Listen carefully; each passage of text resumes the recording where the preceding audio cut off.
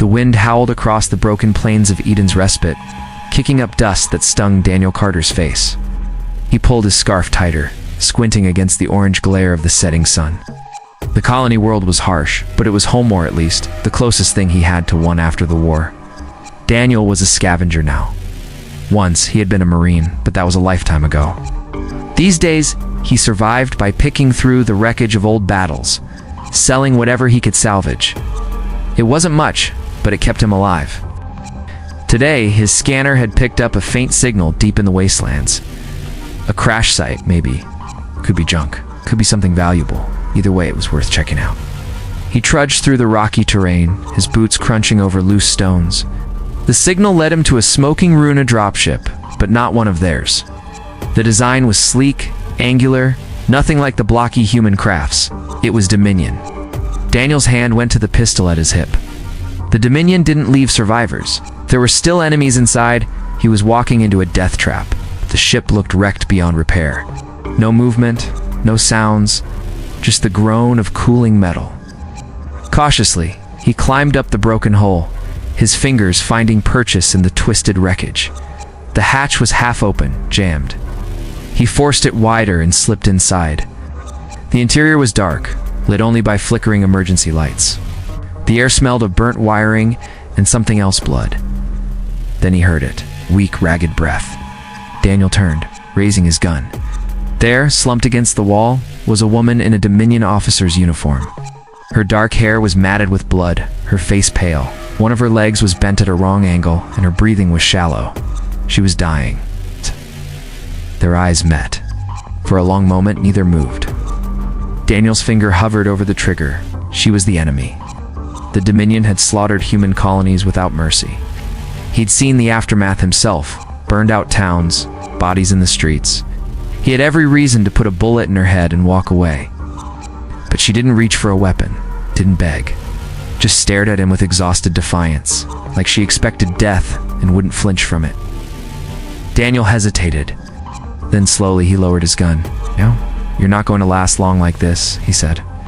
The woman coughed, a wet, painful sound. "Then leave," she rasped. "I don't need your pity." "Not pity," Daniel muttered.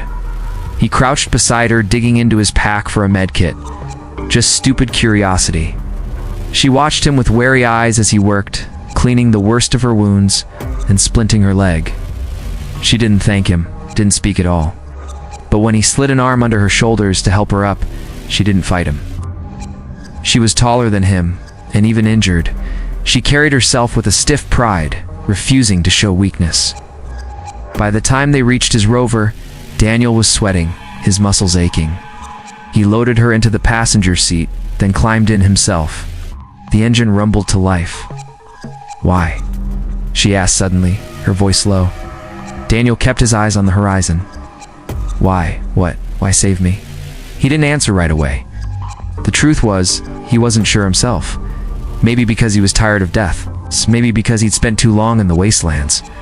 And saving someone even an enemy felt like remembering what it was to be human. "Call it a favor," he said finally. She let out a bitter laugh. "Favors are dangerous." Daniel just shrugged. "Yeah, well, too late now." The rover sped across the cracked earth, carrying them both toward the uncertain safety of his bunker. And neither of them knew it yet, but that single act of mercy was about to change everything. The bunker was small, cramped, but it kept the dust storms out. Daniel dragged the woman inside, his muscles burning from the effort. She bit back a groan as he lowered her onto the cot, her face pale with pain. He tossed a blanket at her. "Try not to die." She caught it with a weak hand. Daniel turned away, rummaging through his supplies. He needed food, water, more medical supplies if she was going to last the night. His fingers brushed against a half-empty bottle of whiskey. He pulled it out, took a swig, then offered it to her. She stared at it like it was poison. "Helps with the pain," he said. After a moment, she took it and drank. Her face twisted at the taste, but she didn't cough. When she handed it back, her voice was steadier. "You're a fool, yeah." Daniel capped the bottle. "Got that a lot." Silence settled between them. The bunker's single light flickered, casting long shadows. Outside, the wind howled. Finally, the woman spoke again. "They'll come for me." Daniel paused.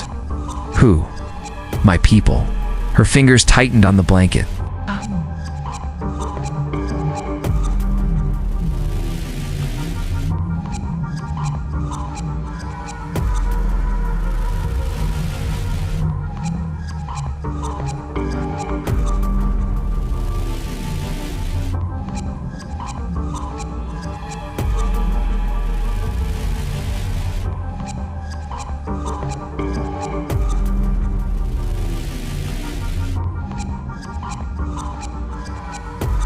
A cold knot formed in Daniel's stomach. If Dominion soldiers came looking for her, they wouldn't ask questions. They'd burn the whole area to the ground. He met her eyes. Then maybe you should tell me why a high-ranking officer was left in a wrecked dropship. For the first time, something flickered in her expression. Not pain, not anger, but fear. Real fear. She looked away. Doesn't matter. It does if I'm about to get killed over you. The woman exhaled sharply. Then, in a voice so quiet he almost missed it, I disobeyed orders. Daniel waited. She clenched her jaw. There's an attack coming. A full-scale invasion. They're calling it the cleansing. Her hands shook. I argued against it. Said it was wasteful, unnecessary. A bitter laugh. They don't like dissent. The cold in Daniel's stomach turned to ice. Where? Here. She looked at him, her eyes dark. Eden's respite is just the beginning. After this, they move on to the inner colonies. Then Earth. Daniel's mind raced. If she was telling the truth, the Dominion wasn't just raiding, they were going to war, and humanity wasn't ready. He grabbed his comm unit. The signal was weak this far out, but he might be able to reach someone. The woman watched him. What are you doing, warning people? They won't believe you. They will if I tell them where I got the information. She stiffened. No. Daniel ignored her, adjusting the frequency. Her hand shot out, gripping his wrist with surprising strength. If they know I told you, they'll hunt me down. They'll make an example of me. He looked at her. You knew the risk when you opened your mouth. For a long moment, they stared at each other. Then slowly, she let go. Daniel keyed the transmitter. This is Daniel Carter. I need to speak to Captain Ruiz. Now, static hissed. Then a tired voice crackled through. Carter, you better have a damn good reason for calling this late. Daniel took a deep breath. Alina listened carefully. We've got a problem. As he spoke, the woman on the cot closed her eyes. Her fate was sealed now. And somewhere out in the black, a Dominion fleet was on the move. Alina Ruiz slammed her fist on the metal table. The maps scattered across it trembled. You expect me to believe this? Daniel didn't flinch. It's the truth. The command bunker smelled of sweat and stale coffee. Around them, militia officers exchanged nervous glances. The Dominion woman sat in the corner, her injured leg propped up on a crate. Everyone kept their distance from her. Alina rubbed her temples. Even if I believe you, what do you expect us to do? We're miners and farmers, not soldiers. Daniel pointed at the map. We have 3 days before their fleet arrives. We can prepare. A young technician named Ryan Holt spoke up. The old mining lasers. We could modify them, turn them into anti-air guns. Alina snorted. You think that'll stop a Dominion warship? Ryan's eyes gleamed. Not one, but 20? All firing at once. Silence fell. Daniel watched the idea take root in their minds. Hope was dangerous, but so was despair. Alina exhaled sharply. Fine, we try. She started barking orders. Ryan, get your team on those lasers. Marcus, fortify the landing zones. Daniel. She glanced at the Dominion woman. Keep your guest out of trouble. As the others hurried out, Daniel approached the woman. You got a name? She studied him for a long moment. Leora. Leora. Daniel nodded. You're coming with me. Outside, the colony buzzed with activity. People dragged scrap metal into barricades. Children carried ammunition crates. An old woman welded plates onto a makeshift tank. Leora limped beside Daniel, watching it all. This is pointless. You can't win. Daniel kept walking. We can try. They reached the salvage yard where Ryan's team worked. Sparks flew as they tore apart mining equipment. Ryan waved them over excitedly. Watch this. He flipped a switch. A jury-rigged laser cannon hummed to life, its barrel glowing red. With a deafening crack, it fired. A chunk of distant cliffside exploded. Ryan grinned. Now imagine 50 of those. Leora's expression didn't change, but Daniel saw her fingers tighten around her crutch. Night fell, but work continued under floodlights. Oh. Daniel found Marcus Cole directing a group of men burying explosives in the fields. Marcus wiped sweat from his brow. If they land here, they'll get a nasty surprise. Daniel nodded. Save some for the big ones. As they worked, Leora stood apart, watching. Daniel brought her a ration bar. She took it without thanks. "Why are you doing this?" she asked suddenly. Daniel chewed his own bar. "Same reason you warned us. Had no choice. Neither do we." A shout cut through the night. Daniel turned to see Ryan running toward them, face pale. "Scouts just reported in," he gasped. "The Dominion fleet? It's here. Early." Daniel's blood turned to ice. "How long?" Ryan swallowed. 12 hours. The words hung in the air. They weren't ready. Not even close. Elena's voice crackled over the comms. "All units to positions. This is not a drill." As alarms wailed across the colony, Leora grabbed Daniel's arm. Her grip was surprisingly strong. "You'll die here," she said. Daniel met her gaze. "Maybe. But we won't die for nothing." The first distant thunder of engines rumbled across the plains. Somewhere beyond the horizon, death approached. And Eden's respite stood ready to meet it. Dawn came too soon. Daniel stood on the ridge overlooking the colony, binoculars pressed to his eyes. The horizon shimmered with heat haze, then moved. His stomach dropped. "That's not haze," Marcus muttered beside him. The entire eastern sky darkened with ships, hundreds of them. Some massive as mountains, others sleek and deadly. The Dominion fleet didn't fly. It swallowed the sky whole. Elena's voice crackled over the radio. "All units hold fire until my mark!" Daniel glanced at Leora. She stood rigid, her face unreadable. "Still think we can't win?" he asked. She didn't answer. A deep hum vibrated through the ground as the lead ship descended. It dwarfed the colony, its shadow stretching across the land like nightfall. Then, a voice boomed from the heavens. "People of Eden's respite, kneel and be spared." The words rolled across the plains. Daniel saw some colonists falter, their weapons trembling. Elena's response came loud and clear. "We don't kneel." For 3 heartbeats. Silence. Then the ship's underbelly split open like a wound. Dozens of drop pods screamed toward Earth. "Now," Elena shouted. The colony erupted. Mining lasers sliced upward, their red beams cutting through the morning mist. The first wave of pods exploded in midair, raining fire. Cheers rose from the trenches until the second wave landed unscathed. Dominion soldiers poured out, their black armor gleaming. They moved like machines, precise and unstoppable. Daniel fired his rifle until the barrel smoked. Beside him, Marcus launched grenades with terrifying accuracy. But for every soldier that fell, 3 more took their place. "Hey!" Ryan's voice suddenly burst over comms. "Got an idea? Cover me." Daniel turned to see the kids sprinting toward the central power hub, dodging gunfire. Ryan, no, too late. Ryan reached the control panel, his fingers flying across the keys. With a scream of overloading circuits, every remaining mining laser turned skyward and fired at once. The beam struck the lead ship's belly. For a moment, nothing happened. Then light. Blinding, white-hot light as the ship's core detonated. The shockwave knocked Daniel flat. When his vision cleared, the sky burned. The massive ship listed sideways, its hull breaking apart. Cheers rose from the colonists. But the celebration died instantly. From behind the dying ship, 10 more appeared. And at their center, a vessel darker than space itself. Leora went pale. "That's his flagship? His?" Daniel asked. "Grand Marshal Torvak." Her hands shook. "He doesn't take prisoners." The dark ship descended slowly, arrogantly. Its weapons glowed red. Elena's voice was grim. "Prepare for final defense."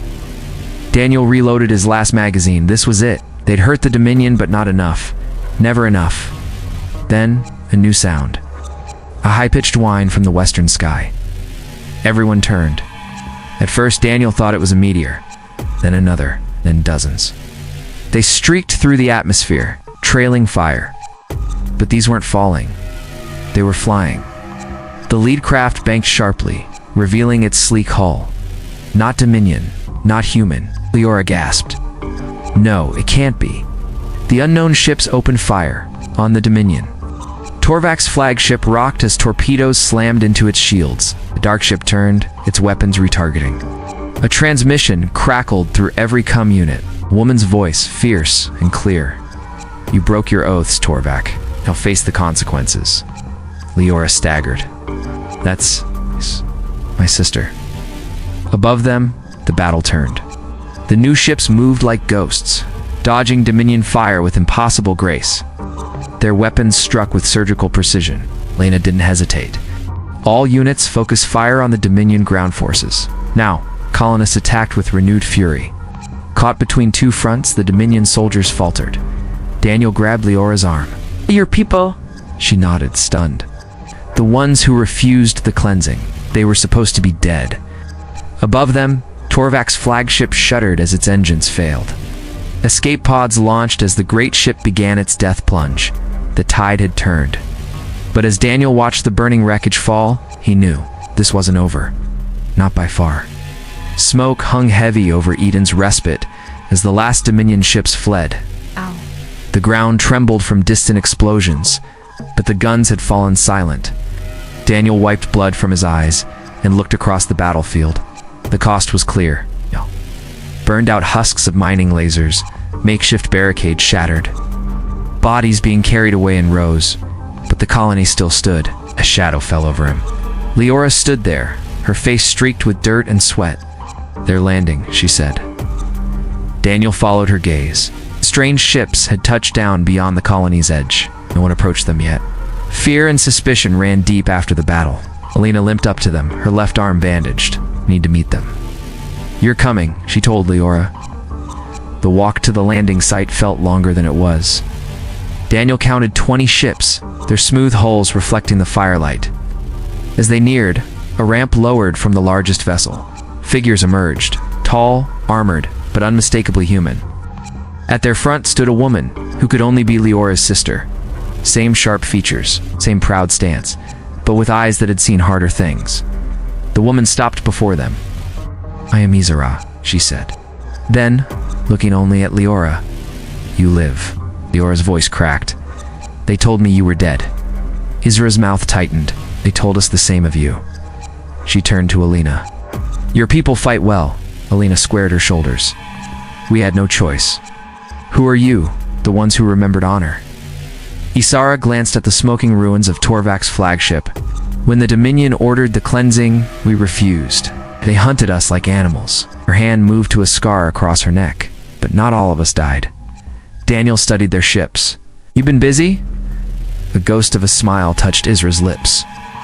Taking what we could. Learning. Waiting. Her gaze returned to Leora. Then we intercepted your transmissions. Heard your voice. Silence fell. The wind carried the scent of burning metal. Alina broke it. What now? Isara didn't hesitate. Torvak will return with greater force. He cannot allow this defeat to stand. She looked at the colonists gathering behind them. Cannot stop him alone. Daniel felt the weight of the words. But together, Isara nodded. Together, we might make him regret ever looking our way. Leora stepped forward. I will speak to the Dominion Council, expose Torvak's crimes. Her sister's face darkened. It will kill you. Then I die telling the truth. The two sisters stared at each other, some unspoken conversation passing between them. Finally, Isara turned to Alina. We offer you an alliance. Our ships, our weapons, our knowledge. Alina looked at Daniel, at Ryan bandaging Marcus's wounds, at the exhausted but unbowed colonists. She extended her hand. We accept. As their hands clasped, cheers erupted from the crowd. The sound rolled across the battlefield, louder than the guns had been. Daniel found himself beside Leora. You're really going back? She watched the celebrating people. Someone must pause. But first, I will see your home rebuilt. Night fell fully now. The stars emerged, brighter here than on crowded Earth. Daniel wondered how many of those lights were Dominion worlds. Many might soon learn what happened when you pushed humanity too far. Somewhere out there, Torvak was regrouping, planning his revenge. Let him come, Daniel thought. Mankind never overlooks a favor. And their retribution? It shakes worlds.